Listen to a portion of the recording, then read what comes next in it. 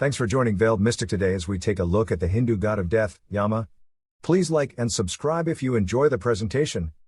Exploring Yama, Hindu god of death. Originating in Hindu texts and iconography, Yama functions as the Hindu god dispensing justice and presiding over the realm of the dead as Lord of Naraka, basically embodying a similar role to the spirits Charon and Hades in ancient Greek traditions, or Osiris from Egyptian mythology. However, Yama interestingly does not appear overtly as a classic death deity. Rather, texts present Yama conducting departed souls to their rightful afterlife realms and maintaining divine order through adjudicating karma's ethical consequences spanning lifetimes. Depictions in Vedic literature. The earliest mentions of Yama trace back to Vedic Samhita scriptures composed during the later Brahmanas time period around 1000 BCE, where Yama and his twin sister Yami figure prominently in a creation myth as the offspring of Vivasvan, the solar deity representing morality and adherence to a cosmic order. Several hymns in the Rig Veda, RV October 10, 2010, 10.135, recount Yama as the first mortal man who pioneered the path of dead souls departing the earthly dimension after death. In this function, Vedic Yama established archetypal psychopomp attributes as guide orienting newly deceased toward their destiny through dispensing warning, punishment or blessings contingent upon one's ethical conduct during the previous life. His sovereignty in bestowing final judgment on determining which loka dimension earned, whether hellish Naraka purgatory realm or paradise Svarga presence of the Supreme Brahman Spirit, underscores moral law and belief in transcendental continuity of the indestructible Atman soul through re-embodiment process. Later evolution in Hinduism's development by the Puranic phase spanning the Gupta Empire, when classical Hindu templates formalized, new genealogy myths reassigned Yama away from any quasi-demigod status on par with leading deva deities to one among numerous Dipala guardians presiding over specific domains in traditional cosmology.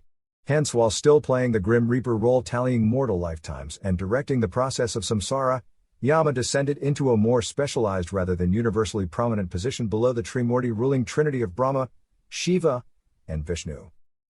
Yama unveiled. Iconic depictions and symbolism. Iconic portrayals present Yama with red or green skin tone, much like primordial cosmic asuras instead of bright golden complexion associated with shining celestial suras deities. He assumes fierce or stern countenance bearing staring eyes and a dense black beard conveying penetrating discernment into ethical matters and karmic predeterminations, plus a wrathful aspect against those attempting dishonesty or deception to defy inevitable mortality. Various implements and symbolic animal vehicles further embellish Yama's iconography, whether sculptures, scroll paintings or literary description. In one hand he frequently grasps a noose or tightening lasso symbolizing capture of all souls upon bodily death, which none can ultimately escape regardless of prior power or prestige. His riding buffalo or male goat mounts allude to triumph over demonic ignorance while connoting slower movement given deliberative care in executing judgments rather than aggressive impulse.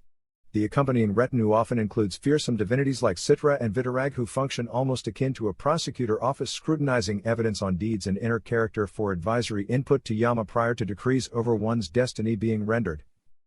Texts mention the comprehensive register Chitragupta compiling exhaustive details on all mortal life events great and small with perfect omniscience supporting Yama's decisions beyond circumstantial appearances potentially masking truth.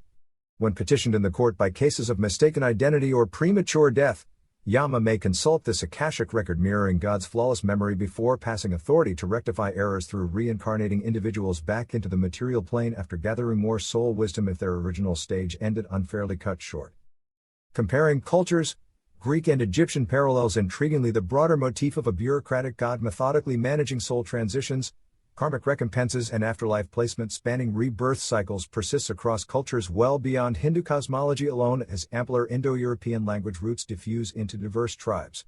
Clearly strong parallels hold between accounts of Yama from the Vedas and early Greek chronicler Hesiod's portrayal of Hades assuming godhood dominion administering events within the underworld realm. Granted, after lots were drawn among the first Titan descendants of Gaia and Uranus as told in Theogony. Yama's legacy. Their haze oversees dispensation of shades lingering near Tartarus prison zone up through brighter Elysian fields for heroic or virtuous earthly conduct, much like Yama allocates new arrivals either toward hell orbits or paradise in accordance with ethical fruits ripened from actions undertaken across lifetimes.